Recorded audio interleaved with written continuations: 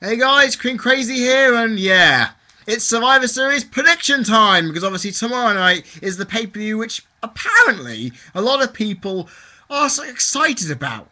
You know what? I'm not, personally. I'm not too excited about this pay-per-view. I mean, again, I will keep saying every time the matches look good on paper, but I don't know how they're going to play out. Nonetheless, I think it's a bit annoying that Rock and Cena, Miz and R-Truth is even happening.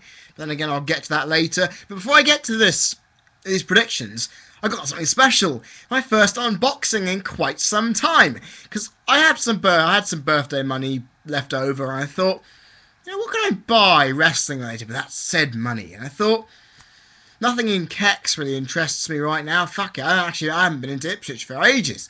So I thought, something new. That's right, I bought some actual new stuff from WWE for the first time in the year it was released or pay-per-view was done since, I think, Armageddon 2006. Shows you how long it's been, right? Well, first up, one I got today when I was in for my open day for the University of West London. Money in the Bank 2011, nonetheless. Yeah, of course, I would get this. Basically, if you do not own this, what the fuck are you doing as a wrestling fan? I mean, sure, not a lot of people will say they hate this pay-per-view or don't like it, but come on. The pay-per-view of the fucking year. If you don't... I gave it a 9.25 out of 10, right?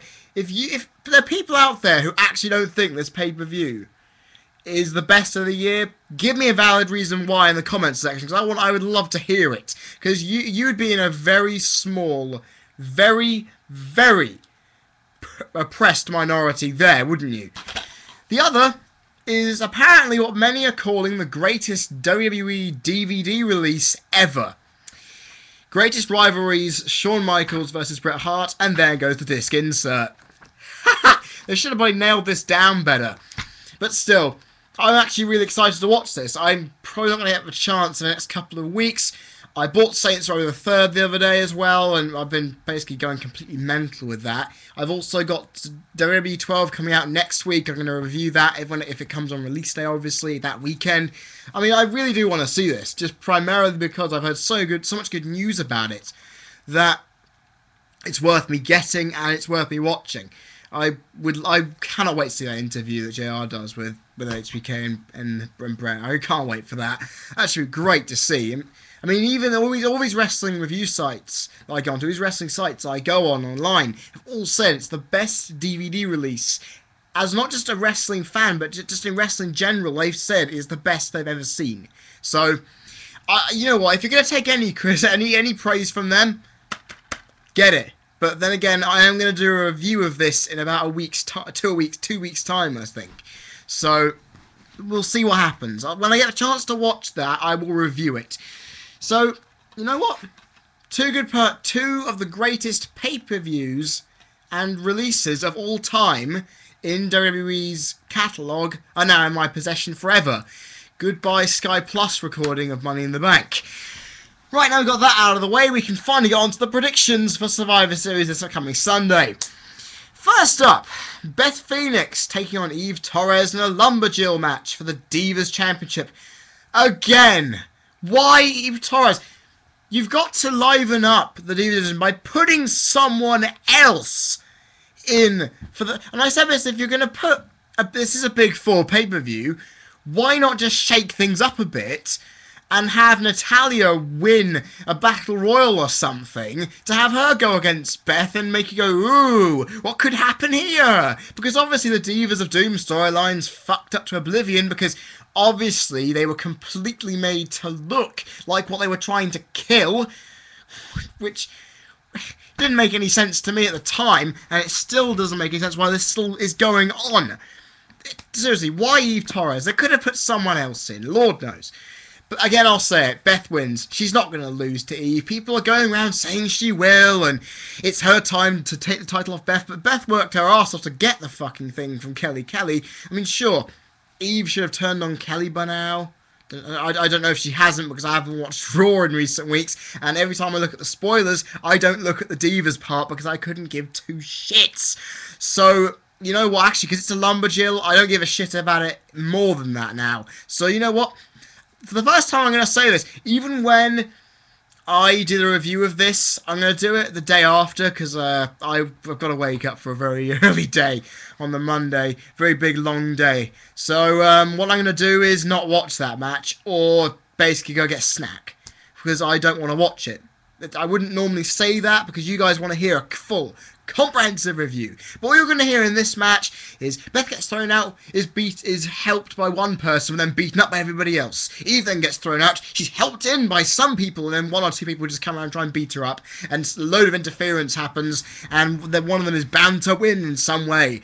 Lumberjack matches are always the same, unless the entirety of a roster goes out and beats the shit out of one of them, which you don't see often. Gotta say. Exactly. There's no point even reviewing this one, because it's going to be the exact same. The only thing that you really want to look out for is a possible heel or face turn by one of them.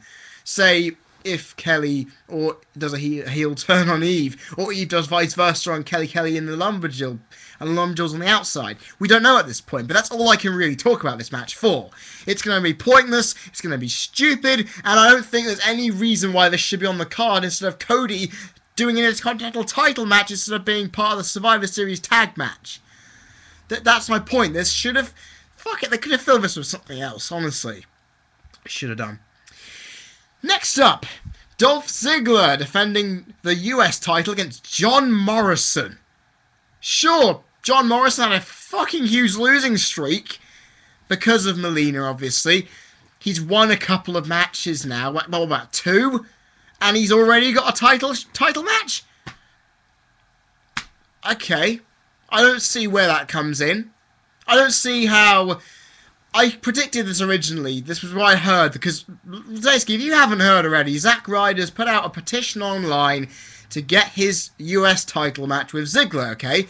And I said it in my Vengeance predictions that Ziggler will get his match at Survivor Series if he loses at Vengeance, because he will be able to do it and win it in New York City, which is also his home state.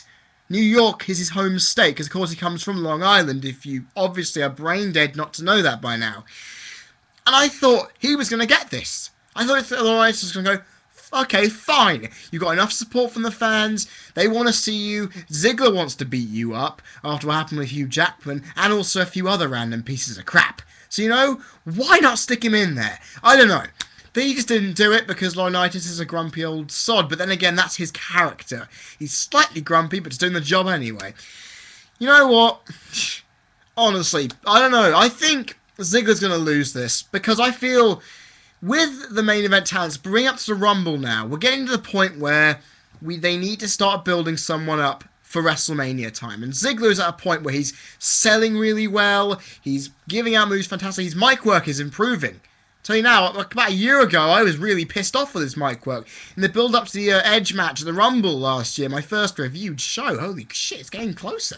But when I heard him, I was really thinking, he's okay. He can show antagonism and pure emotion in his promos. But when he's just trying to do something, when he's trying to say a few words and get the crowd behind him, or in booing him, or whatever he's trying to do, I'm not convinced by him. I never have been.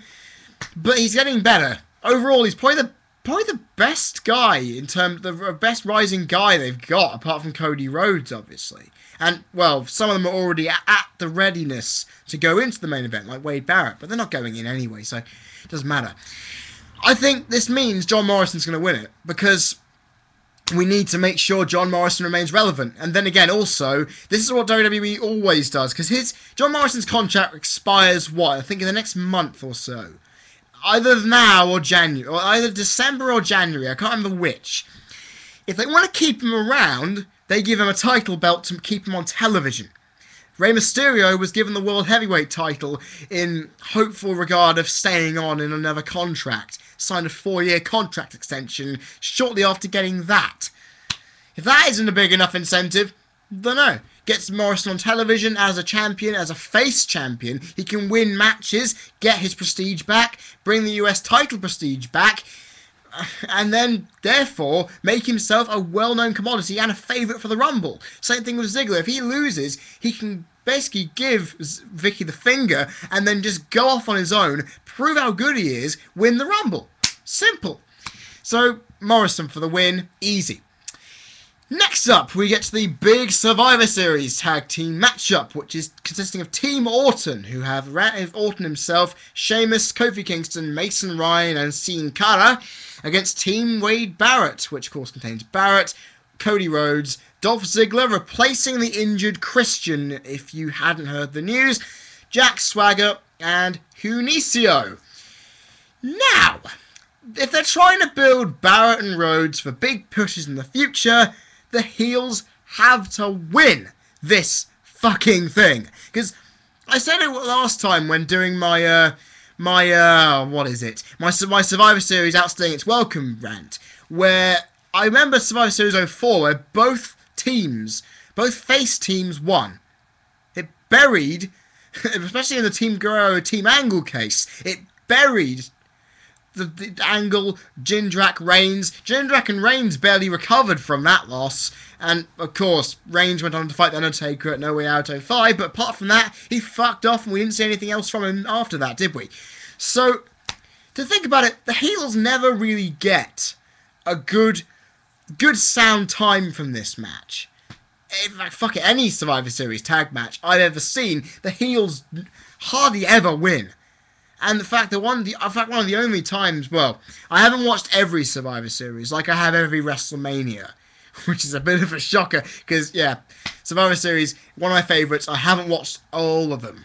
So, the one I can obviously remember is, of course, Survivor Series 03, which only managed to get Team Bischoff winning because of a Batista bomb to a bloody and completely battered Shawn Michaels. And that's one of the only times I can ever really recall a heel team winning. And in this case, with a heel team with such talent as Wade Barrett, Cody Rhodes, Dolph Ziggler, and partial in Jack Swagger, not sure what Hunicio's got to offer, but And I keep thinking to myself, this should be easy. The heels have to win. Orton and Sheamus have nothing to lose from this. Mason Ryan's on a push. He can already rebuild himself by squashing a few people and then going after the Intercontinental title or something. I don't know what the guy can do. But then again, also, we can then take a look at the others. Kofi Kingston, he probably would forfeit the title after this. He could probably, because of course, Bourne's suspended. I hope they don't do the bullshit thing they did when, this is a different matter, of course, but Trish Stratus was injured with the women's title and she kept it for the entire time she was injured. I think it's a bit stupid if they kept it when Bourne was, when Bourne was out suspended, they shouldn't let him keep the title. Because every time they're out by injury or suspension, they fucking strip the thing. So, I then look that Sin Cara's got a few building with Hunicio nicely. There's only one problem I see with this, and that is, of course, Mason Ryan, though. I don't see how he fits into Team Orton at all. I don't see how that fits. Because obviously, Christian feuded with Sheamus, because he got injured, replaced by Dolph Ziggler. Barrett's feuding with Orton. Rhodes is feuding with Orton. Hunicio is feuding with Sin Cara. Swagger, I don't know why he's in there, but that gave me a sweet idea. Put Zack Ryder in this match if you're not going to put him in the bloody US title match. You know what I mean? It's the problem I had with this from the start, that they obviously put Swagger in there because they were thinking, okay, he's one half of the tag team champ against one half of the tag team champs, Kofi Kingston. So therefore it makes sense. They probably would have put both of them in if Bourne wasn't suspended. That's probably why Mason Ryan's there in the first place. And I look at this and think, you know what? Put Zack Ryder in instead of Mason Ryan, and it'll at least make some sense in terms of the way feuds are going. Because if John Morrison's facing Ziggler, you might as well put Ryder in there. Because what's Mason Ryan offering to this? Nothing. Mason Ryan is offering nothing to the feuds that are entangled in this 5-on-5 matchup. And you know what? I'll say it again, but these heels have more to gain from this match than the faces ever do. They've got more to lose as well, because the heels gain some momentum leading up to TLC, the Rumble. They will be able to be seen as a legitimate threat. The faces don't have to lose anything from this. Because what have they got to lose? They've got the crowd on their side cheering their asses. So, I'll say it again. Team Barrett for the win. And I'll tell you now, I'm going to be mightily pissed off if they don't. It's kind of like Team Del Rio losing last year. It wasn't meant to happen. It shouldn't have happened. And to be perfectly honest, if he did win, I would have preferred him going on a small mid-card title feud instead of winning the Rumble when you look back on it. But, not too fussed. Not too fussed. Next, Mark Henry defending the World Heavyweight Championship against The Big Show. And I'll tell you this, just because a ring broke last time does not mean this match will end with Big Show winning. Okay, sure, it's 9 years to the pay-per-view since he last won the WWE Championship against Brock Lesnar, coincidentally in Madison Square Garden. Yeah, believe that for a second, it's so eerie. You're kind of thinking, oh, the constellations are falling right into place for the Big Show here, aren't they? Well, that ain't gonna be happening because Mark Henry is legitimately on fire right now. SmackDown's ratings have been kept in the 2.0s for all but last week, for the past couple of months. He has been keeping SmackDown alive. It's him alone that is keeping interest on SmackDown, predominantly, I bet. Because Orton's not in the main event picture, people don't give a shit about him. Mark Henry is legitimately the thing that's keeping SmackDown alive and breathing when it should have died on the operating table about a month or two ago. No, fuck it, about 4 months ago, when it was doing so poorly, I had to put an ultimatum that I would never watch it again until they proved to be better. You know what I mean? And you know what? It proves the world's strongest man is on complete roll. He's obviously proven all the doubters wrong. All the doubters who had obvious irks about this heel turn have been proven completely wrong. Everyone's now bowing at his feet, including myself. If he had done this 15 years ago, he would have been in the Hall of Fame by now. He would have had multiple title reigns, instead of being and a lot of appreciation. But instead of being sexual chocolate and giving birth to Mae Young's hand, and then also being a whooping boy for Theodore Long. There's a load of ideas where this could go. But, I mean, obviously, he's done so well from it. Actually, you know what? Actually, because it's happened now, we can give more respect to him now because he's actually managed to prove to everybody he's actually worth something after all the years of people saying he was a complete sack of shit. 420 pounds of which he could have fucked off back to the Olympics or the weightlifting championships. But no, he's stuck with it and he got his just desserts and he's proved to everybody he can not only go in the ring actually decently well and work good ring psychology, which the Big Show manages to profit to a T. It's obvious that Mark Henry is deserving of this title and he should hold on to it for longer. Keep it with him. It'll make me happy, it'll make most of the internet world happy, it'll make the wrestling universe even happier too. So you know what? Keep Mark Henry with the title, everything will go on good. But you know what? This should be a great match. I've enjoyed the last 2 matches they've had on pay-per-view this year. One at Money in the Bank and the other at Vengeance. I actually enjoyed watching them because they had great in-ring psychology and kept me on the edge of my seat. So, I'm hoping for more of the same, but this will be Big Show's last opportunity. Mark my words, it will be. Sorry. Next, Alberto Del Rio defending the WWE Championship against CM Punk. Now, obviously people are thinking right now at home, watching this video, you're conflicted, aren't you, Fred? Because Del Rio is one of your favourites, and CM Punk is your absolute favourite. You must be ripping your hair out. Yeah, I wouldn't really show. I probably may have if you... No, I haven't. I haven't. It's crazy. But still, the fact is, apparently many have said that these two have both got a lot to gain and a lot to lose from this match. And it's obvious, because Del Rio has been made to look like one of the weakest WWE champions of all time, much like Miz was, because he had to use underhanded tactics for every single defense. Now you know what? Del Rio's done the same, and it's annoying as hell. CM Punk has been on a losing streak since Money in the Bank at pay-per-view. Since Money in the Bank, he hasn't won a single match on pay-per-view. So, where does it go from here? Who will do this? Who will win? And you know what? Seeing as Cena is busy, Punk can solidify himself as the top face with this win. And the thing is, Del Rio has to win just to elongate his reign and make it a lot better. Because if he holds the title for at least another month, and he does it cleanly, with no interference from Rodriguez, or anyone to do against Punk, like Nash or Triple H, I don't care, no interference, this should end up okay. I mean, the fact is, I would love to see Del Rio win, actually, because Punk can obviously get a rematch. He's on the poster of TLC. That's enough to say he's getting a fucking rematch and he's going to win at that thing. Isn't he? It's bound to happen. If you put the dots, if you join the dots together, it's going to happen. And but then again, I actually originally predicted Punk because it's not that much of a stretch. Then again, I'm now thinking about it, I want to predict Del Rio just because I believe Punk will win at the next pay-per-view.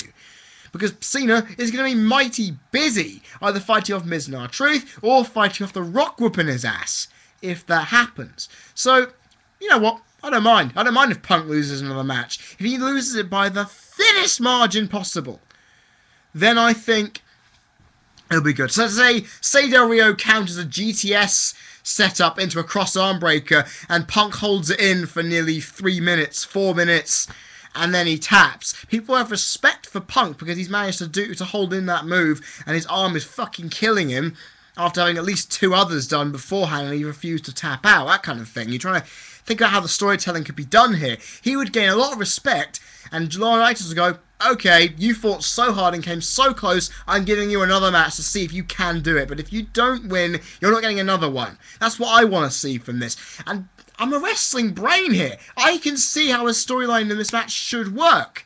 It's obvious that Punk will probably lose by the smallest margin. It's obvious that Del Rio could also win from outside interference and make him look like shit again.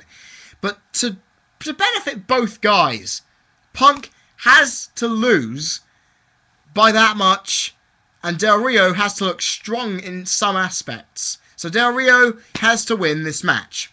People may think, oh, you're betraying your favourite, aren't you, Fred?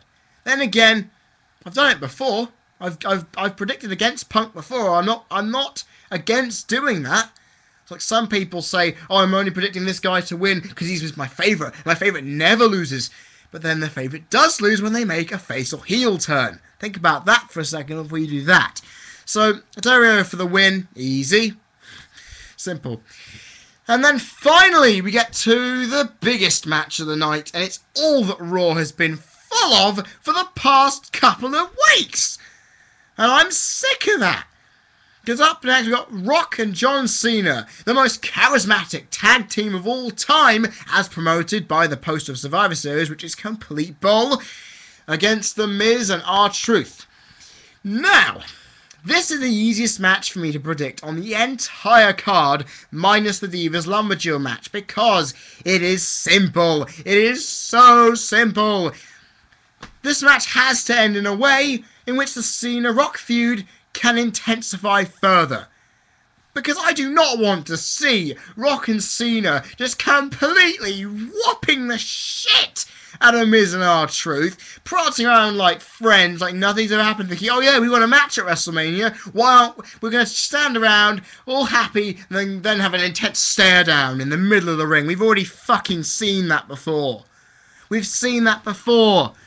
We want to see something different. We want to see some antagonism here. Cena, get your own back on Rock for costing the title at WrestleMania by FUing his ass and costing the victory. Even Rock hit the people's elbow on Cena after he's been hit with a skull-crushing finale or a flatliner. Do something interesting to get the crowd against one of you. Because this is where people are saying heel turn's going to happen for Cena. Heel turn's going to happen for The Rock. To me, the heel turn isn't going to happen for Rock. Simply because he's going to go to Miami as a face, whatever happens. Cena is the only guy who can benefit from a heel turn. And people are saying it's the time it'll happen. And actually, it's 2000. Forget about what I was going to say, because I've completely lost my mind. I was thinking back to the 1998 Survivor Series when Rock screwed Mankind over and turned heel. I'm thinking the same thing where Cena has to do Rock over to turn heel and propel his career. Think about it, because Foley was an older guy, put Rock on the stage and turned him heel, and actually was one of the best career moves they ever did. Same thing for here. Rock's the old guard, Cena's the... Gosh, I don't know. They both were around at the same time, so why can I see this? Cena was the newer guy. He can then turn heel and make his career go longer. So it's possible. And the thing is, I could even see Miz and R-Truth winning clean with no outside interference or swerves. Think about that. That's never going to happen, is it? People are obviously going to say, "Ha, Fred, you are stupid for thinking up such random shit." But I'm getting so excited I'm coughing myself out here. I think that it's possible. Because anything in this match is technically possible. What is capable in this match is so wide and open that you could predict Rock and Cena to completely wipe the floor with Miz and Truth. You could think of Miz and Truth to fight and whoop them and get a win out of nowhere and be a shock upset. You could see a swerve, outside interference. You could see a lot. Even people saying Mick Foley's going to get involved. And this is where people really are thinking this could be a complete clusterfuck. But you know what? I actually don't think this will be that good a match. I think this will be much like the Triple H CM Punk match at, I think it was Vengeance. Where, of course, it was very long, very drawn out, very shit. Was it Vengeance? Yeah, it was Vengeance. And the fact is, it could be like that, where the faces kind of dominate, don't really let the heels get anywhere in edgeways, and then the heels use outside interference to win. Now, I don't want that to happen, because that's bullshit. 2 pay-per-views running? That ain't gonna happen. And you know what? There's only one way I can see it, and that obviously is Miz and R-Truth winning. There's no other way this match can end. If it does end any other way, I'll throw a rock at my TV. Because that will show the dipshit booking of Brian Gerwitz again. Yeah, just the Raw guy. SmackDown guys, your booking is at least half decent. I can tip my hat off to the SmackDown bookers because you do an okay job in your matches. You at least had Randy Orton put Mark Henry over. I can tip my hat to you again. You at least did the impossible. But then Brian Gerwitz has his head so far up his ass, he isn't willing to do the right thing in the right way for the pay-per-view buys and the match they're trying to put on. Seriously, you stupid twat. Do something right. Make Awesome Truth win, either by a swerve or of Cena turning heel, whatever, or make Miz and R-Truth win clean. I don't honestly care, as long as the result reads, "Here is your winner, Awesome Truth," then I'll be happy. Any other way, I will personally write a letter to you explaining how shit of a creative guy you are for Raw and how your single-minded approach to the creative aspirations of this company have made it completely go down the drain. Fuck it, I'm going to say that right now. I will do that.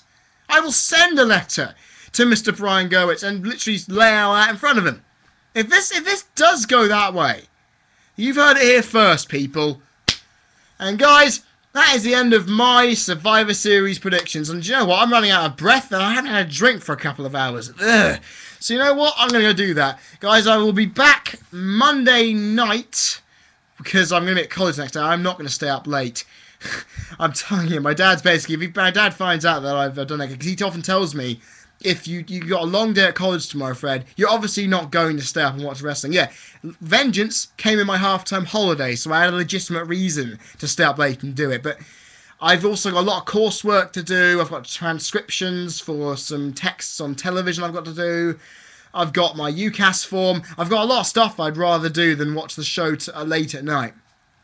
So please, if you understand why the pay-per-view review doesn't come out until, what, say 8 o'clock tomorrow night? No, tomorrow night. 8 o'clock Monday night, something like that. Don't get stressed. Because you know why. Because obviously I need to do my work. College, you know. And guys, I'm probably not going to... I announced this on my Facebook. My In the News bulletins are on hiatus. Because there's not enough news. I mean, sure, I found out again today Matt Hardy's been arrested again. You crazy fuck. But apart from a few other things, not much has really turned up. And I've got to review WWE 12 as well as do my Q&A this upcoming week. So it's a big week coming up for these things. So hopefully WWE 12 review, if I get the pre-order in on the, that'll come on the Saturday. That could come on the Sunday or Saturday. The Q&A is the Q&A is coming on the actual day the submissions end. Then the WWE 12 review should follow on the Sunday, hopefully. Okay, because I don't know when that's going to happen. So it's all work in progress as far as things go. Guys, I've been Cream Crazy. You've been people watching. This has been my Survivor Series 2011 predictions. I will see you on Monday. Cheers.